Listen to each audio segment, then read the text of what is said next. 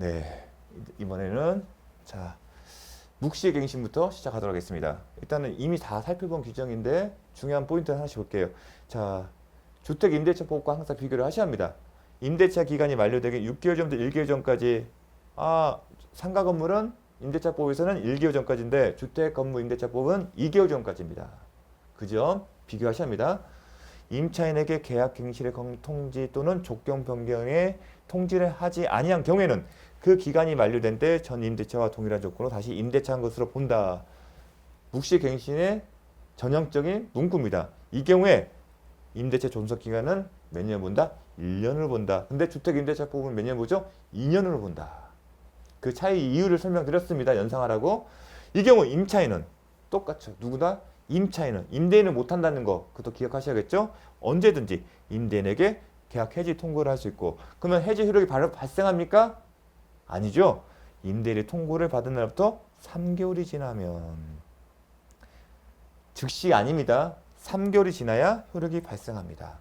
주택 임대차 보호법도 마찬가지입니다. 3개월이 지나면 이 부분은 동일합니다. 즉시 아닙니다. 자, 또 하나가 뭐냐면 이제 또 하나 문제가 있습니다. 계약갱신 요구권은 최초의 임대차 기간을 포함해서 10년이라는 제한을 두고 있습니다. 그러니까 묵시의 갱신에 관련해서는 그런 조항이 없어요. 하지만 어떤 임대인이 소송 과정에서 주장을 했어요. 야, 계약갱신 요구권 같은 10년의 제한 규정이 있으니까 묵시의 갱신의 경우에도 10년의 제한이 유추하거나 유추 적용 내지는 준용될 수 있는 거 아니야? 하고 의문을 제기했어요. 거기에 대해서 대법원 판례는 무슨 소리냐?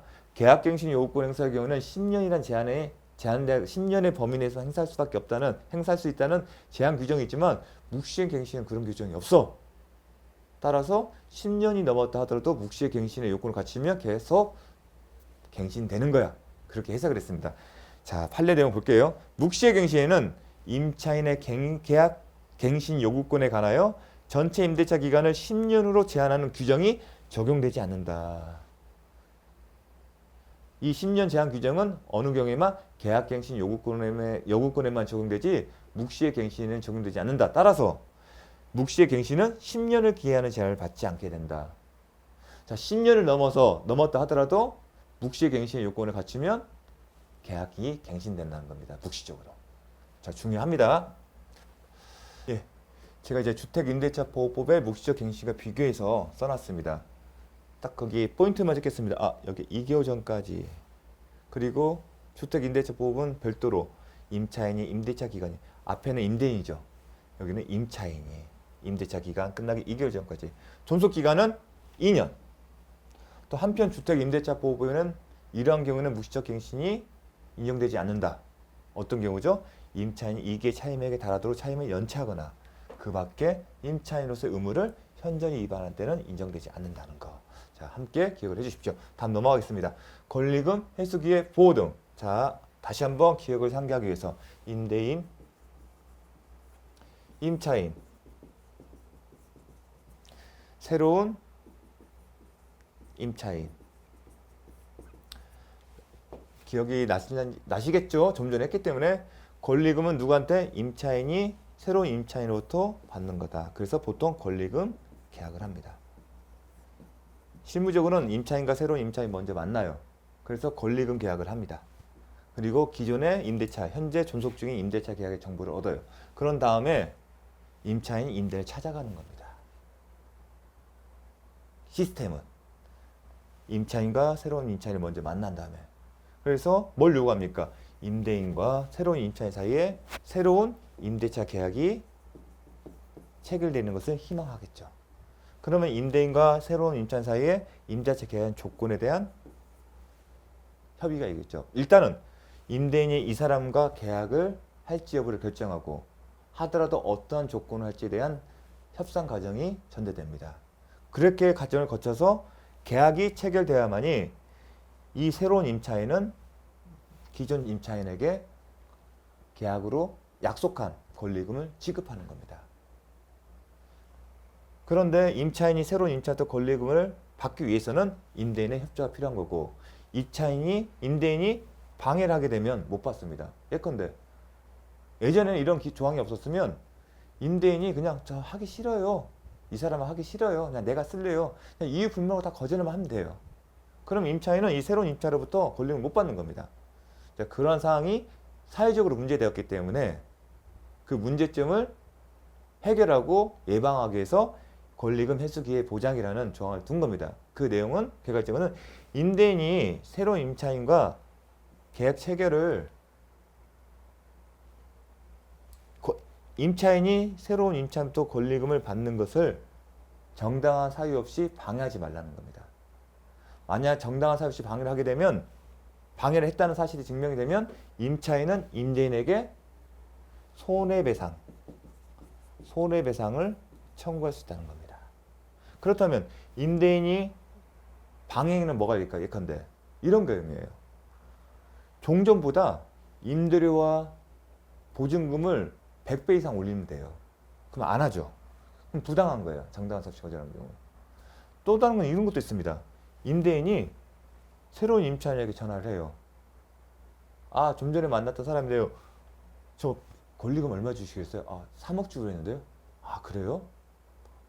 이렇게 하는 거 어떨까요? 어떻게 해요? 아, 그 사람한테 주지 말고 나중에 나랑 계약하면서 나한테 1억만 줘요. 내가 거절할 테니까. 그러면 새로운 임차인은 어떻게 할까요? 당연히 임대인 뜻에 따를 수도 있는 거죠. 그런 경우처럼 정당한 사유 없이 방해해서 임차인이 새로운 임차인부터 권리금을 받는 것이 방해되면 손해배상 청구로서 그 손해를 보상받을 수 있는 조항을 둔 겁니다.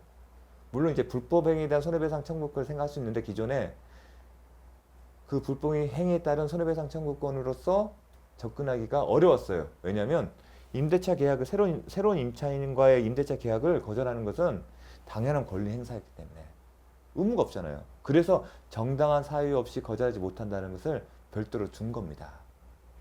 임대차 계약은 자유죠.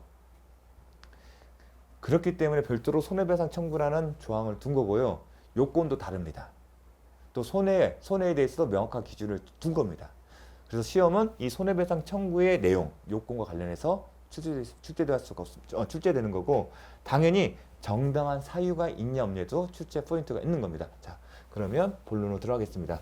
자, 먼저 항상 어떤 기간이 나오면 중요하다고 했죠. 그런데 종전까지 계속 우리가 어떻게 배웠죠? 임대차 기간 만료 6개월 전부터 1개월 전까지죠. 그런데 권리금 회수기회 보호는 좀 더 임차인을 보호하기 위해서 6개월 전부터 임대차 종료 시까지라고 했습니다.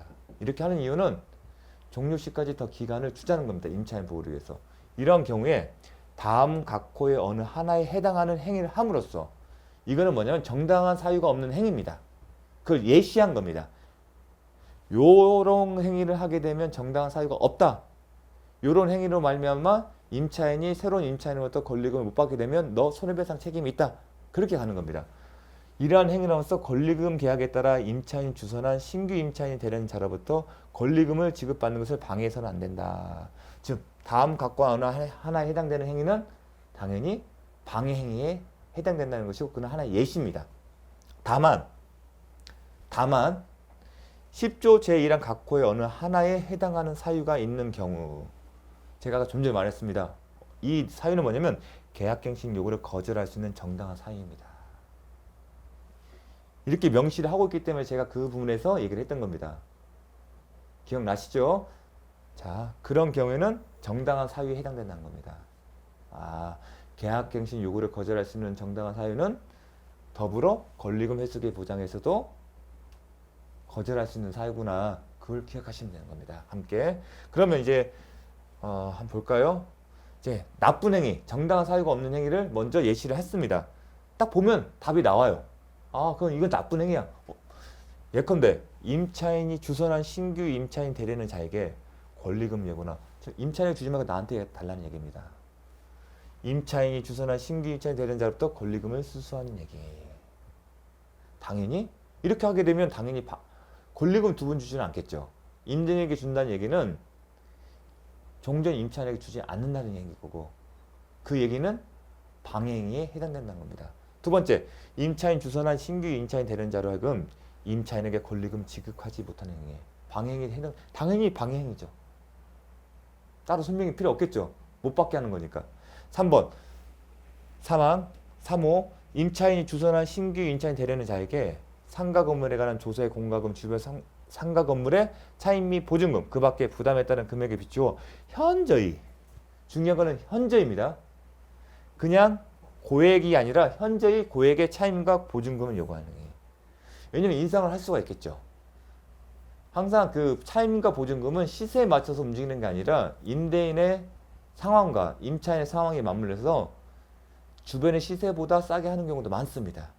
따라서 종전과 비교해서 많이 올랐다는 절대적인 게 아니라 항상 비교를 해서 현저히 요구를 해야 합니다. 그 절대적인 게 아니라 상대적 평가라서 그렇습니다. 그래서 현저히 그 밖에 정당한 사유 없이 임대인이 임차인이 주선한 신규 임차인이 되려는 자와 임대차 계약의 체결을 거절하는 게 실질적으로 이렇게 하게 되면 3번 현저히 고액의 차임과 보증금을 요구하게 되면 계약을 안 하겠죠. 임대차 계약을 안 하겠죠. 그런 하나의 예시입니다. 이게 하나의 예시. 자, 다만 다음 각호의 어느 하나에 해당하는 경우에는 정당한 사유가 있는 것이다. 이 부분이 중요합니다. 사실은. 한번 볼까요? 임차인이 주선한 신규 임차인 되려는 자가 보증금 또는 차임을 지급할 자력이 임대인 수익형 부동산은 차임을 제때제때 받는 게 중요한데 차임을 지급할 자력이 없대요. 그러면 거절할 수 있어야겠죠. 또 하나 임차인이 주선한 신규 임차인이 되려는 자가 임차인으로서의 의무를 위반할 우려가 있고 임차인으로서 자기도 임대인으로서 자기의 사용 수익을 할 의무가 있지만 임차인도 당연히 목적물을 잘 보관하고 잘 쓸 의무가 있겠죠. 차임도 제대로 내고 근데 그런 의무를 위반할 우려가 있대요. 그 밖에 임대차를 유지하기 어려운 상당 사유고 그럼 당연히 거절할 수 있는 명분이 되겠죠. 말 그대로. 그런데 이걸 어떻게 알아요? 여러분 질문 드릴게요. 차임을 보증금 차임을 지급할 자력이 없는 걸 어떻게 합니까? 그리고 이 사람이 향후에 임차인에서 의무를 위반할 우려가 있다는 걸 어떻게 합니까? 말은 맞는데 이 거절한 시점에 이걸 판단하는 것은 사실은 쉽지가 않아요. 그래서 이러한 사유로서 과연 정당한 사유에 해당을 할지는 항상 퀘스천 마크입니다. 그리고 실제 신문에서도 1호와 2호로 이 사유를 가지고 거절하는 경우는 드뭅니다. 오히려 사망입니다. 이게 중요합니다. 실무적으로. 임대차 목적물인 상가 건물을 1년 6개월 이상 영리 목적으로 사용하지 않은 경우 장래에 임대차 계약이 지금 끝나는 과정이잖아요. 끝날 무렵에 임차인이 신규 임차인 데리고 가서 저 권리금 받을 수 있게 이 신규 임차인과 임대차 계약을 좀 해주십시오 하니까 임대인이 미안한데 나 이거 그냥 공실로 둘 거예요. 그 얘기예요. 장래에 앞으로 미래에 임대인은 1년 6개월 이상 영리 목적으로 사용하지 않는다. 공실로 둔다는 얘기예요. 그럼 이게 정당한 사유가 된다는 겁니다. 근데 여러분이 이렇게 하면 이제 임대인이 이걸 활용을 할 수 있을까 싶은데 현실에서는 제가 실무적으로도 이제 많이 오픈이 되겠지만 초반에는 이 3호를 가지고 많이 거절을 했습니다. 왜냐하면 그렇게 하더라도 결과론적으로 그 피해 이 1년 6개월 동안 공실로 둠으로써 받지 못한 차임 상당액을 나중에 받을 수 있는 게 현실입니다. 제가 자세한 얘기를 않겠지만 상당히 의미 있는 조항입니다. 그래서 실무에서는 제가 임대인의 어떤 상담을 할 때는 3호를 권해드립니다. 근데 100% 아닙니다. 상황이 맞아야 합니다.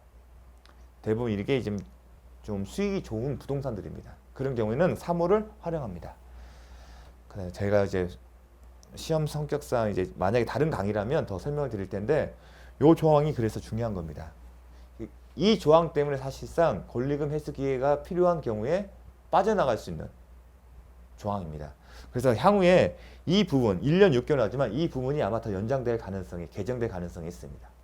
자, 사항 임대인이 선택한 신규 임차인이 임차인과 권리금 계약을 체결하고 그 권리금 즉 임대인이 선택한 신규 임차인이 임차인과 권리금 계약을 체결하고 임대인이 원하는 사람을 데리고 왔고 그 사람과 종전 임차인이 잘 얘기가 돼서 권리금을 계약 체결하고 그 권리금을 지급받은 경우는 당연한 거죠.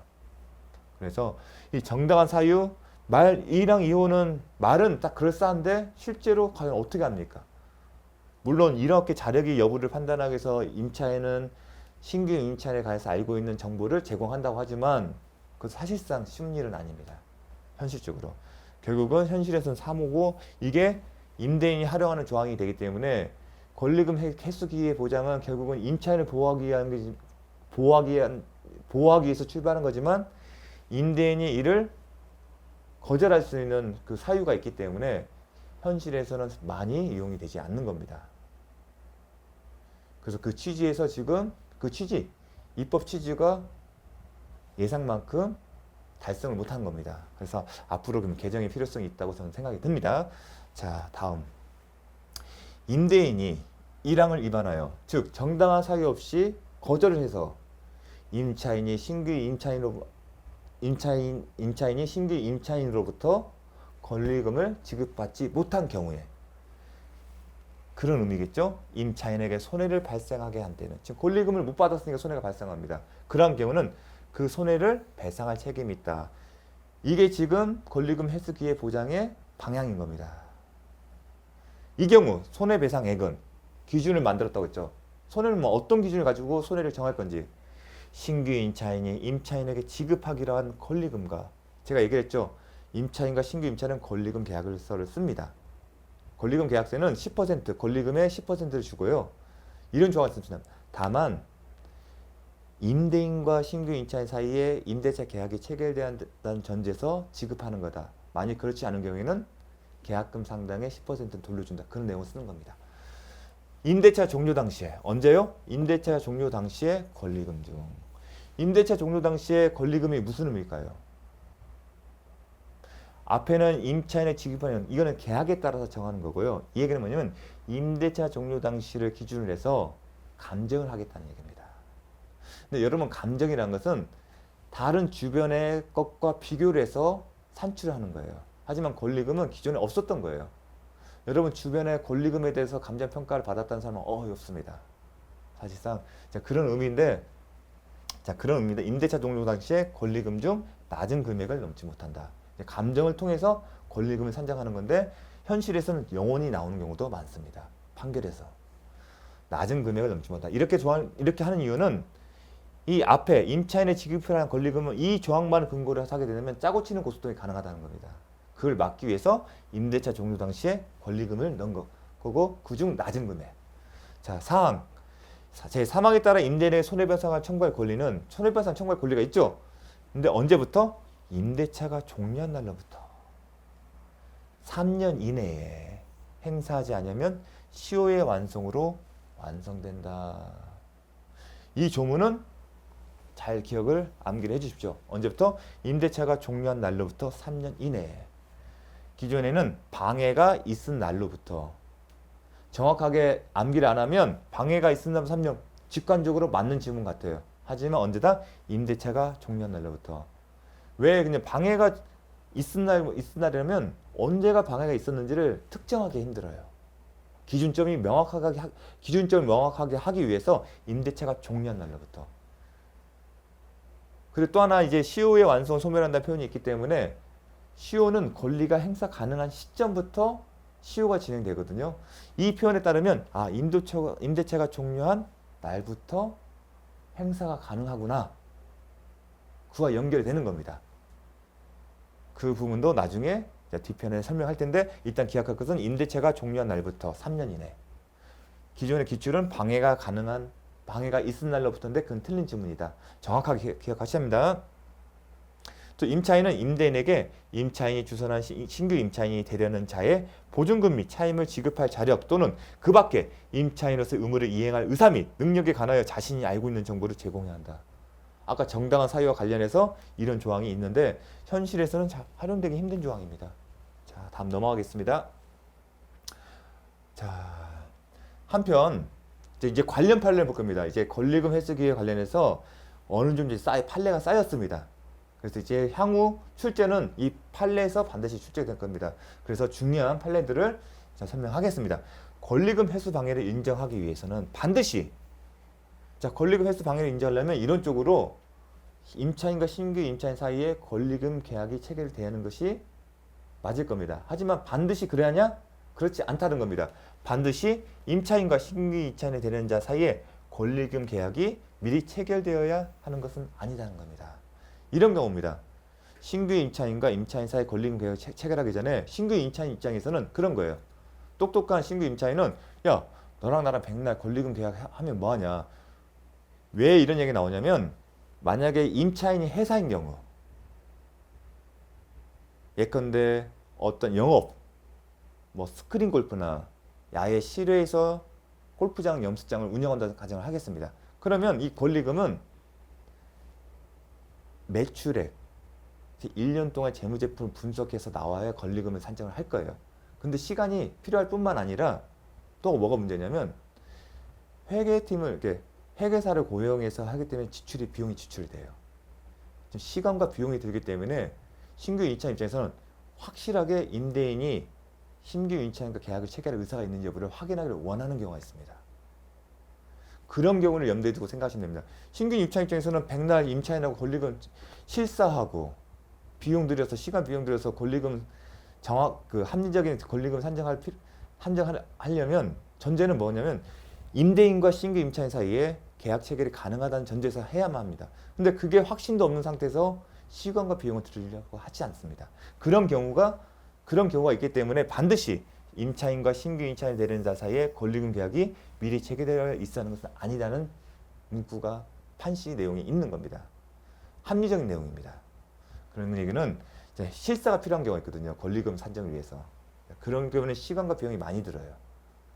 회계 법인을 통해서 실사 받으려면 꽤 비용이 듭니다. 자, 그런 걸 감안하면 당연히 합리적인 내용입니다. 자, 임대인이 정당한 사유 없이 임차인이 신규 임차인 되려는 자를 주선하더라도 그와 임대차 계약을 체결하지 않겠다는 의사를 확정적으로 표시했다면, 즉 확정적으로 표시했다.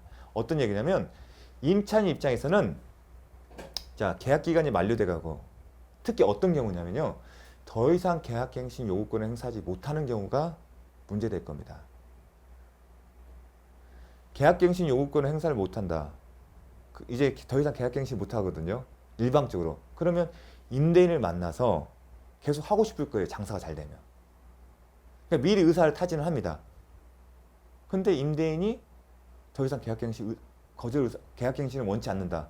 아, 나 다른 사람한테 임대차 계약을 주고 싶다. 아니면 자기가 하고 싶다. 다른 사유를 들어서 당신하고는 하고 싶지 않다는 얘기를 하게 되면 임차인 입장에서는 이제 권리금 회수 기회를 생각할 겁니다. 그럼 서로 미리부터 그런 얘기 주고받습니다. 그리고 향후에 이슈 분쟁을 예비해서 내용 증명이나 이메일 등 객관적으로 증거 자료 삼기 위해서 그런 확보 조치를 합니다. 그런 과정에 그러면 임차인은 그러면 저는 권리금 받고 나갈 생각으로 신규 임차인을 추선하겠다. 그런 얘기를 오갈 수도 있습니다. 그러한 상황에서 임대인이 내가 쓸 거기 때문에 그리고 내가 생각한 사람이 있기 때문에 당신뿐만 아니라 당신 데려온 사람과 난 계약할 의사가 없다는 얘기를 표시하는 경우가 있습니다. 그런 경우입니다. 그런 경우라면 임차인이 실적. 그럼 임차인이 굳이 이 권리금 회수기의 보장에 이론적인 요건을 맞추기 위해서 굳이 거절이 명백한 상황에서도 굳이 신규 임차인을 찾을 필요는 없다는 겁니다. 그걸 강요하는 것 자체가 비합리적인 겁니다. 왜냐하면 신규 입장에서는 기대감을 갖고 하는 거거든요. 그럼 시간과 비용이 드는 경우도 많거든요. 그래서 판례는 확정적으로 표시한다면 어떤 의사를 신규 임차인이 되는 자를 주선하더라도 그와 임대차 계약을 체결하지 않겠다는 확정적으로 표시한 경우라면, 이러한 경우라면 임차인이 실제로 신규 임차인을 주선하지 않았더라도 임대인에게 권리금 회수 방해를 위한 손해배상을 청구할 수 있다. 중요한 판례 내용입니다. 기억하셔야 합니다. 자, 상가 임대차 보호법에 따라 최초의 임대차 기간을 포함한 전체 임대차 기간이 5년을 초과하여 임차인이 계약갱신 요구를 행사할 수 없는 경우에도, 이 얘기는 뭐냐면 과거에는 5년이었습니다. 하지만 최근 몇 년 전에 10년으로 바뀐 겁니다. 이제 과거에 5년이 적용되는 사안이었습니다. 그 경우에도 임대인은 같은 법 제10조 사항 1항에 따른 권리금 회수기회 보호물을 부과한다는 겁니다. 무슨 얘기냐면 계약갱신 요구권 행사에서 최대치, 과거에는 5년이죠. 지금은 10년이다. 그러한 경우에도 권리금 회수 기회를 보호 의무를 보호 규정이 적용되냐가 쟁점이 됐어요. 이 얘기는 왜 그러냐면 10년 동안 충분히 썼으면 굳이 권리금 회수 기회 보호 규정이 적용되지 않는다는 주장을 한 겁니다. 권리금 회수 기회 보장은 10년 동안 맥시멈, 과거에는 5년이었죠. 지금은 10년이라면 10년이고 맥시멈이 5년이나 10년 동안 채운 경우에는 적용되지 않는다는 주장을 한 겁니다. 하지만 대법원 판례는 무슨 소리야?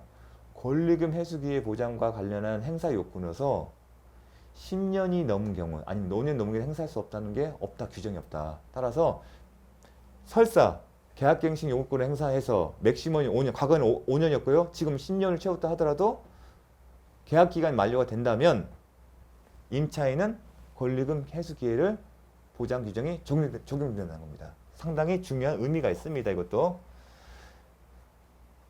즉 임대인은 주장을 못한다는 거예요. 10년 넘어서 너 계약갱신 요건 행사해서 10년이나 5년 다 채웠으면 나 거절할 수 있다는 얘기를 못한다는 겁니다. 즉 정당한 사유 없이 거절하지 못한다는 겁니다. 자, 그 얘기를 하는 겁니다. 중요합니다. 자, 계약갱신 요건 더 이상 핵심 이거죠. 5년은 지금은 10년이에요. 그래서 9 개정되기 전, 그래서 9라는 표현을 쓴 거예요. 핵심은 계약갱신 전체 임대차 기간이 법이 정한 맥시멈 5년이나 10년을 초과해요. 더 이상 임차인이 핵심은 더 이상 임차인이 계약갱신 요구권을 행사할 수 없는 경우에도 이게 포인트입니다. 임차인이 더 이상 계약갱신 요구권을 행사할 수 없는 경우라도 임대인은 권리금 회수 기회 보호 의무를 부담한다. 이 표현이 핵심 포인트고 기출 지문은 여기서 나올 겁니다. 자, 기억하셔야 합니다. 자, 이 판례 내용도 중요합니다. 이 내용은 뭐냐면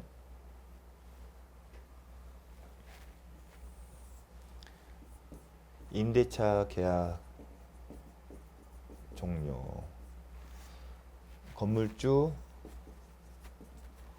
A, 임차인이 계약갱신 권리금 회수 기회 보장 규정을 주장했어요. 신규 임차인을 데려왔어요. 그러니까 건물주 A가 미안한데 나는 1년 6개월 동안 공실로 둘 거야. 그 조항으로 거절했어요. 그래서 임대차 계약이 끝나고 실제로 공실이 됐어요. 쭉 가고 있었어요. 6개월. 아직 1년 6개월이 안 됐어요. 정당한 사유는 1년 6개월 돼야 돼요. 1년 6개월은 이 시점이에요. 1년 6개월은 이 시점이에요. 그런데 6개월 된 이 시점에 건물주가 이걸 매각했어요. B에게. 과연 이러한 경우에 어떻게 취급할 거냐? 대법원 판례는 그 건물주가 A가 B에게 얘기했어요. 내가 과거에 6개월 전에 임차인이 권리금 회수 기회 보장 규정을 주장을 했어. 어떤 쟁점이냐면 임차인이 따진 거예요. 야, 너 1년 6개월 동안 공실료 두겠다고 해서 내가 권리금 회수 기회 보장 못 받았어. 근데 너 매각은 했네? 너 약속 안 지킨 거니까 약속 안 지키니까 손해배상을 책임이 있다. 그걸 주장한 거예요. 그런데 건물주가 나름 잘 대처를 했어요. 어떻게 대처했냐면 새로운 소유자인 B에게, 지금 매수인 B에게 이런 얘기를 했어요. 내가 너랑 매매계약 체결하기 얼마 전에 임차인의 권리금 회수 기회를 거절했어. 무슨 사유로? 1년 6개월 동안 공실로 두기로 했어. 그러니까 매각 조건으로 너도 이 시점이 닿을 때까지, 나머지 1년 기간이죠.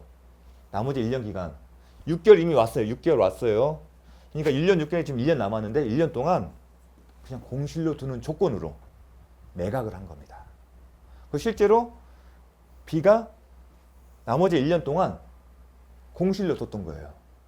그 결과 A와 B가 공실로 두 기간이 합산한 게 1년 6개월을 초과했어요. 이러한 경우에는 정당한 사유에 해당된다는 겁니다. 그 얘기를 하는 겁니다. 볼까요? 자, 이와 관련된 판례인데요. 먼저 제가 방금 한 얘기는 이 부분입니다. 종전 소유자인 임대인이 임대차 종료 후 상가 건물을 영리 목적으로 사용하지 아니한 기간이 1년 6개월에 미치지 못하는 사이에, 예컨대 제가 6개월이라고 제가 예를 들었습니다. 1년 6개월을 못 채웠다는 겁니다. 상가 건물의 소유권이 변동됐고, 즉 6개월밖에 안 되었는데 소유자가 바뀌었다고 제가 가정을 했죠. 임대인이 상가 건물을 영리 목적으로 사용하지 않는 상태가 새로운 소유자의 소유 기간에도 계속하여 그대로 유지될 것을 전제로 처분하고, 이게 매각 조건이었어요. 너 나머지 1년 동안 쓰지 않는 조건으로 매각을 한 거예요. 실제로 그 새로운 소유자가 그 약속을 지켰다는 겁니다. 실제 새로운 소유자가 그 기간 중에 상가 건물을 영리 목적으로 사용하지 않으며 임대인과 새로운 소유자의 비영리 사용 기간을 합쳐서 얼마다? 1년 6개월 이상이 되는 경우라면 임대인에게 임차인의 권리금을 가로챌 의도가 있었다고 보기 어려우므로 그러한 임대인에 대해서는 이 조항에 의한 정당한 사유를 인정할 수 있다는 겁니다. 나중에 소유자가 변동된 걸 알게 된 임차인이 억울해서 따진 거예요. 소송 건 거예요. 하지만 새로운 소유자와 합쳐서 1년 6개월 동안 비영리 목적 사용하지 않았기 때문에 비록 임대인은 6개월밖에 안 되지만 임대인은 그러한 전제 조건으로 매각을 했고 실제 지켜졌기 때문에 임대인은 손해배상할 책임이 없다는 겁니다. 또 하나 중요한 게 이게 중요하고요. 또 하나 이제 이 부분도 중요합니다. 이 얘기는 뭐냐면 1년 6개월 동안 이제 사유를 이제 거절할 때 항상 그 1년 6개월 이상 비영리 목적, 그러면 거절할 때 그 얘기를 명시해야 한다는 겁니다. 자, 무슨 얘기냐면, 자, 정당한 사유가 있죠. 거절할. 자, 거절할 사유가 뭐가 있었죠? 이 경우였습니다. 자, 볼까요? 예를컨대 1호, 2호, 3호, 4호가 있었어요. 그러면 어떤 사람이 임대인이 처음에는 거절 사유가 1호나 2호였어요. 그러니까 소송을 진행하다가 한참 후에 문제가 되니까 손해배상 청구 소송 당하니까 그때 가서야 3호를 주장하는 거예요. 그리고 실제로 1년 6개월 동안 비영리 목적 사용했어요. 그런 경우에는 적용되지 않는 겁니다. 거절하려면 처음부터 3호로 명시적으로 나는 이 1년 6개월 이상 영리 목적 사용하지 않겠다는 것을 명시적으로 밝힌 다음에 실제로 1년 6개월 동안 사용하지 않아야만이 손해배상 책임이 없는 거고, 처음에는 3호가 아닌 1호나 2호, 4호로 하였다가 나중에 3호를 주장하는 것을 허용하지 않겠다는 겁니다. 자, 볼까요? 그 내용 상당히 중요합니다. 자, 먼저 1년 6개월 이상 영리 목적으로 사용하지 않은 경우는 임대인이 임대차 종료 후, 자, 이 의미는 뭐냐면 제가 장래에 했죠. 장래에 1년 6개월 이상 영리 목적으로 사용하지 않는다는 겁니다. 과거가 아니라 그 의미입니다. 임대차 종료 후 임대차 목적 및 상가 건물을 1년 6개월 이상 영리 목적으로 사용하지 아니한 경우를 말하고, 이 조항에 따른 정당한 사유가 있다 하기 위해서는 임대인이 임대차 종료 시에 그러한 사유를 들어서 임차인이 주선한 자와 신규 임대차 계약을 거절하고 실제로도 1년 6개월 동안 상가 건물을 영리 목적으로 사용하지 않아야 한다는 겁니다. 이러한 사유로 거절하고 실제로도 1년 6개월 이상 사용하지 말아야 합니다. 자, 그렇지 않고 임대인이 다른 사유로 신규 임대차 계약을 거절한 후에, 거절할 때는 이 사유가 아니었다는 겁니다. 사후적으로 1년 6개월 동안 상가 건물을 영리 목적으로 사용하지 않았다는 사정만으로, 거절은 다른 사유였는데 어떤 사유로 1년 6개월 동안 사용을 못했다는 겁니까? 그러니까 소송을 당하니까 그 얘기를 꺼낸 거예요. 나 1년 6개월 동안 사용 안 했어요. 그러니까 판사님 물어봤어요. 거절할 때 이 사유 들었습니까? 아니요, 거절할 때는 이 얘기 안 했는데요. 그럼 나중에 처음에 당신이 거절할 때 이 얘기를 안 꺼냈다면 우연한 사정으로 영리 목적으로 사용하지 않았다. 왜냐면 이거는 부동산 경기가 안 좋거나 아니면 보증금의 차임이 세서 들어오려는 임차인이 없는 경우도 있을 수 있지 않습니까? 네, 그런 경우 때문에 그런 겁니다. 사후적으로 1년 6개월 동안 상가 건물을 영리 목적으로 사용하지 않았다는 사정만으로 위 조항에 따른 정당한 사유로 인정할 수 없다. 되게 의미 있는 판례입니다. 근데 꼼꼼히 따져보면 맞습니다. 이 임대인은 자기는 임대차 계약을 놓으려고 했는데 경기가 좋지 않았고 2019다잖아요. 그러면 코로나가 발생한 시점이에요. 우연한 사정으로 자기 의도와 상관없이 이렇게 된 겁니다. 따라서 좀 중요한 판례이기 때문에 꼭 기억을 해 주십시오. 자, 종전에 제가 했던 판례 내용인데 다시 한번 강조하기 위해서 읽어보겠습니다. 최초 임대차 기간을 포함한 전체 임대차 기간이 5년을 초과해요. 포인트 여기죠? 이건 옛날에는 5년이었기 때문에 이 표현입니다. 현재 몇 년? 10년입니다. 포인트는 임차인이 더 이상 계약갱신 요구권을 행사할 수 없는 경우에, 포인트는 지문이 이렇게 나올 겁니다. 임차인이 계약갱신 요구를 더 이상 행사할 수 없는 경우에는 권리금 회수기에 따른 관련 규정이 적용되지 않는다. 아니면 적용된다. 그렇게 나올 겁니다. 판례는 어떻게 나왔냐? 임대인은 같은 법 제10조의 4.1항에 따른 권리금 회수기의 보호 의무를 부담한다. 되게 중요합니다. 자, 임차인의 임차 목적물 반환 의무와 임대차 계약의 종료에 의해 발생하나, 이 얘기는 뭐냐면, 자, 임차인의 임차 목적물 반환 의무가 있죠. 이 임차 목적물 반환 의무, 임대인이 임차인 상대로 해서 이 얘기를 했어요. 임대차 목적물 돌려줘. 자, 그 다음에 그런데 반대로 임대인은 권리금 회수 방해로 인한 손해배상 의무가 있어요. 그러면 이 둘 관계, 임차인의 임차 목적물 반환 의무와 임대인의 권리금 회수 방해로 인한 손해배상 의무가 동시행 관계가 되는지에 대해서는 쟁점이 있었는데, 대부분 판례는 이렇게 얘기를 했습니다. 상가건물 임대차 보호법에서 정한 권리금 회수기의 보호 의무 위반을 원인으로 하고 있으므로 양 채무는 동일한 본인중 요건이 아닌 별개원의 기하에 발생할 뿐 공평의 관점에서도 이행상 권리관계를 인정하기 어렵다. 이런 얘기를 했습니다. 자, 동시행 관계가 아니라는 겁니다. 기억해 주십시오.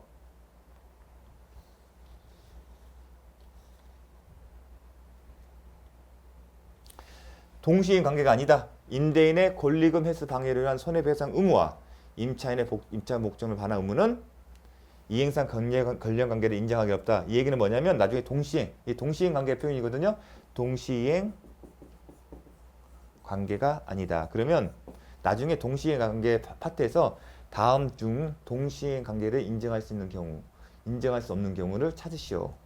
그때 나옵니다. 임차 목적물 반환 의무와 임대인의 권리금 회수 방해를 한 손해배상 의무는 다르다. 그 이유가 뭐냐면 임차 목적물 반환 의무는 임대차 계약 종료에 따른 법률 관계예요. 그런데 권리금 회수 방해는 뭐냐면 별도예요. 임대차 계약 종료 이후에 상가 건물 임대차 보호법이 정하는 권리금 회수 기회 보호 의무를 위반했기 때문에 그 측면이 다른 겁니다. 발생의 그 기초 사실관계, 그 뿌리가 다르다는 겁니다. 그래서 이행상의 관련 관계를 인정하기 어렵다는 겁니다. 나중에 또 배울 겁니다. 꼭 기억하십시오. 자, 이것으로서 상가 건물 임대차 보호법 마치겠습니다. 자, 좀 장시간 부동산 임대차 계약, 주택 임대차, 상가 건물 임대차 열심히 달려왔습니다. 이제 내용이 많을 수도 있고 어떤 분에게는 뭐 이렇게 시험의 관점에 봤을 때는 너무 많은 거 아닌가 그런 얘기를 할 수도 있는데요. 이번 이런 기회가 아니면 나중에 중개사 자격증을 따고 나서 배울 수 있는 기회가 없습니다. 자, 그걸 감안해서 공부했다고 생각하시면 큰 도움이 될 것입니다. 자, 장시간 수고 많으셨습니다. 감사합니다.